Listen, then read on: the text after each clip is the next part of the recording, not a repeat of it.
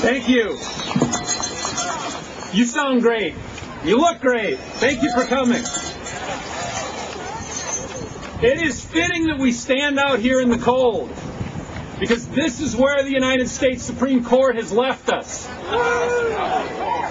At a time of corporate power and excess and irresponsibility not seen in our land since the Gilded Age, since the day of the robber barons, 5 men, 5 blindly ideological and shamelessly hypocritical and thoroughly owned men have decided that corporations do not have enough influence over our lives and our democracy, and they've said that corporations need to be allowed to spend even more freely on our elections. That radical interpretation of the First Amendment must not and will not be allowed to stand. This ruling must not and will not be allowed to stand. Now, apologists for this assault on our democracy say that the court's majority struck a blow for free speech. The only thing this court did for free speech was change the spelling. They took out the R.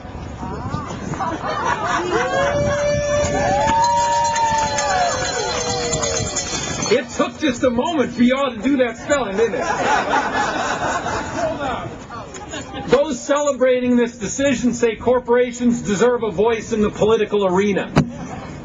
Corporations didn't need this court to give them a voice in the political arena. Corporations already had a voice, and a dominant one at that. Oh, the only arena. You don't have to look any further than the national debate on health care or the last few state Supreme Court elections right here in Wisconsin for evidence of that. They didn't need the court to give them a voice. The court gave them a megaphone.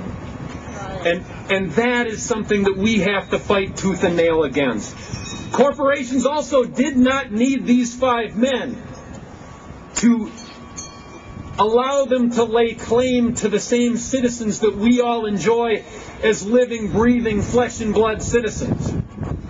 That was taken care of way back in 1886. And as a matter of fact, this idea that corporations are people didn't come from an act of Congress. It didn't come from a ruling of the U.S. Supreme Court. It came from this guy right here. Bancroft Davis.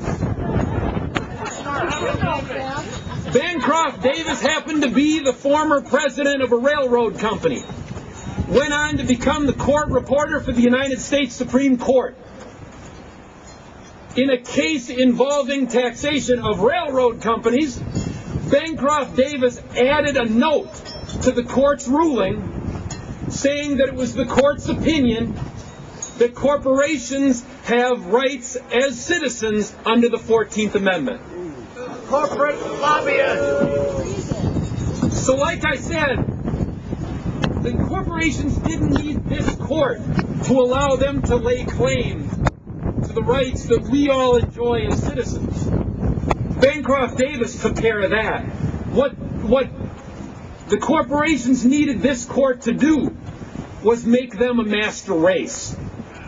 And what this court then did is made us all, or tried to make us all, second-class citizens. And that's what we gather here in protest of. We will not be second-class citizens. Ain't nobody going to make us second-class citizens.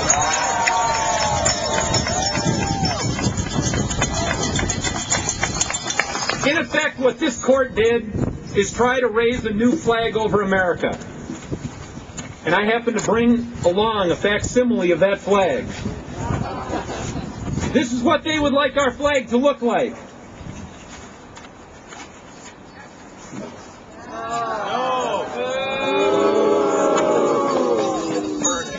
We will not allow this court to raise this flag and fly this flag over our country.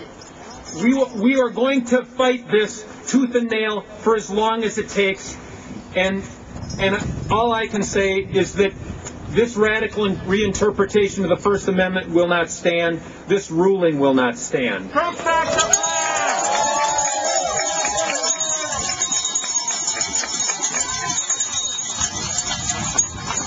Now, if those who represent us in Washington had an ounce of nerve, there would already be articles of impeachment pending against Chief Justice Roberts for lying to Congress.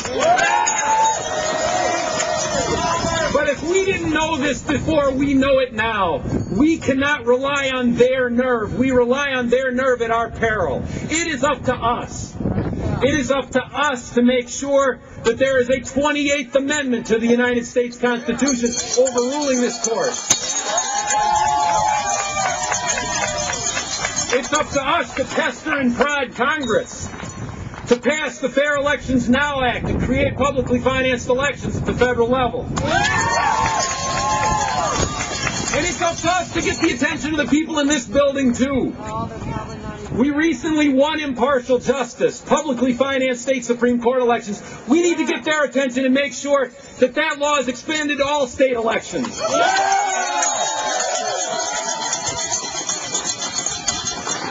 Now, some of these steps, like amending the Constitution, could take years.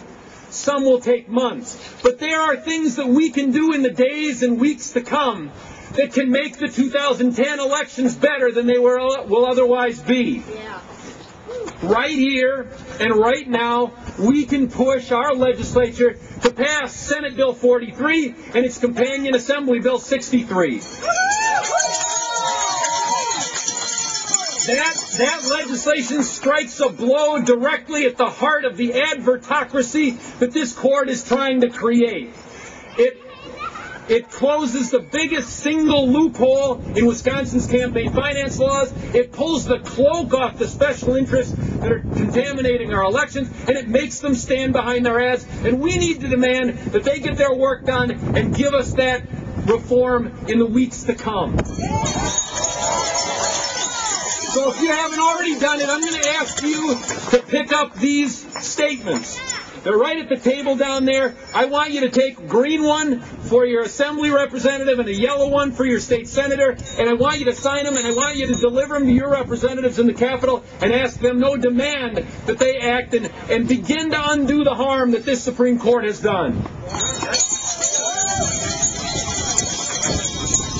So let me just close by saying that for the moment we stand outside in the cold. We were put here by 5 men who are undeniably powerful, but just as undeniably corrupt. We speak out in opposition to the warped, bastardized version of democracy that they want to give us, and in a few moments we will be marching to the federal courthouse. But we need, after that, to march into that building and deliver a powerful message. Money is not speech. Corporations are not people. Public offices are not commodities. Elections are not marketplaces where those offices are bought and sold. Ain't nobody going to make us second-class citizens. Not here, not now, not nobody, not no how. Thank you.